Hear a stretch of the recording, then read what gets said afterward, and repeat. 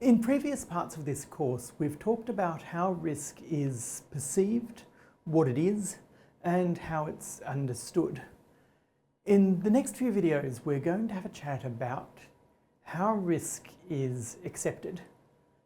Now, we're not really going to be talking about this on an individual level. For individual levels, there's actually not a lot of difference between how people perceive risk and whether they choose to accept or take risk.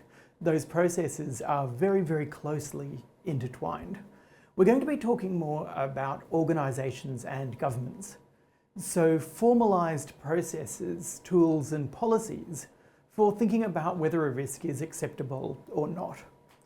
We'll start with a model which comes from the National Academy of Sciences in the United States, which is a fairly simple and naive view of how risk decisions work. We start by identifying the hazards. What are the sources of risk that we're concerned about? We then try to characterise those risks, in particular by assigning values, amounts, likelihoods, consequences, etc. And then we feed those into some sort of decision-making process. And the common view of this is that hazard identification and risk characterisation are fundamentally objective scientific activities, whereas the decision-making is much more in the policy domain. It's much more about political decision-making on behalf of society. Now, based on the course so far, you're probably thinking, but hold on, it doesn't quite work like this. The reality is much more that scientific activity and policy activity are to some extent separate, but to a large extent when it comes to making decisions about risk, the two overlap, they feed back into each other. Scientific activity isn't truly independent, it's guided by the policies that we have in place, it's guided by the social understanding of risk.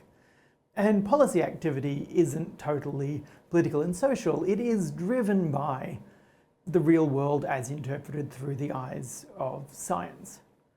But for the purpose of decision-making, particularly formalised decision-making, we can't very well just say, well, it's all too intertwined and complicated. So we tend to revert more to a standardised process. And so that's the question that we're going to be asking, is independent of any specific source of risk, how should decisions about risk be made?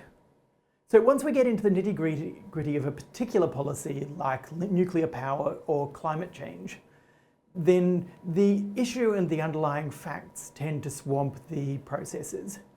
But if we could hide that away, if we could say, well, we don't know what the risk is, but whatever it is, we're going to think about it clearly and consistently, what sort of decision-making process would we as a society or an organisation like to have? And there's a range of options available to us, which will form the basis of each of the next videos. And they mostly come as different types of tests. Given a particular risk and what we understand it, which test should we apply? So we'll have a video talking about absolute tests, one about comparative tests, one about relative tests, one about ALARP, one about implied acceptability, and one about acceptance by fiat. Different ways of taking a known risk and deciding what to do about it.